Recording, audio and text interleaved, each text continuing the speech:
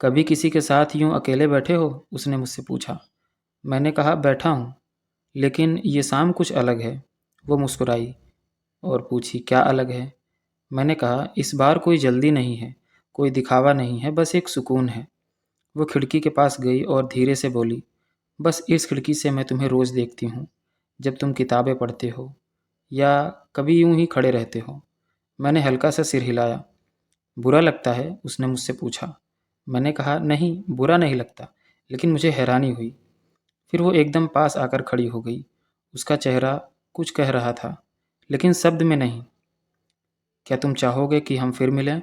उसने मुझसे पूछा। अगर ये तुम्हारी मर्जी हो तो हर शाम, मैंने उससे ऐसा कहा। उसके चेहरे पर एक हल्की सी लालिमा आ गई। उसने मेरा हाथ हल्के से पकड़ लिया। वो पास आई और कहा, चलो ऊपर, आज तुम्हारी बालकनी से दुनिया देखने का मन है। मेरे कमरे में आकर वो बालकनी की ओर चली गई। उसने शहर की झिलमिलाती रोशनी की तरफ देखते हुए कहा, नीचे से तुम्हारी खिड़की दिखती है, मैं जानती हूँ, कभी कभी जानबूझकर देखती थी। मैं मुस्कुराया। तुम्हें जानबूझकर देखने में जो बात है, वो अनजाने में नहीं होती। वो धीरे से हंसी। तो फिर अब से सब जानबूझकर ही करेंगे।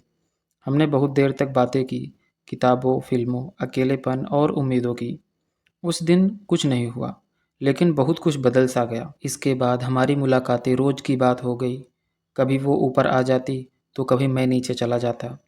कभी सिर्फ चाय, कभी किताबों पर चर्चा और कभी सिर्फ खामोशियाँ। उसकी खामोशी सबसे ज़्यादा बोलती थी। कभी जब वो मेरी तरफ देखकर अपनी आंखें बंद करती थी तो लगता था जैसे मेरा होना काफ़ी है।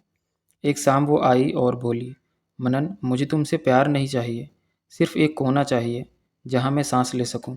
मैंने उसका हाथ पकड़ा और कहा, उस कोने में मैं हूँ, हर शाम, हर सुकून के साथ। उसकी आंखें भर आई, लेकिन उसने कुछ नहीं कहा। वो अब रोज़ आती थी, कभी किताब लेकर, कभी बस यूं ही। कई बार वो बालकनी में मेरे पास खड़ी हो जाती और कहती, मेरे साथ खड़े रहना, जैसे दिन की थकान मिटा देता है।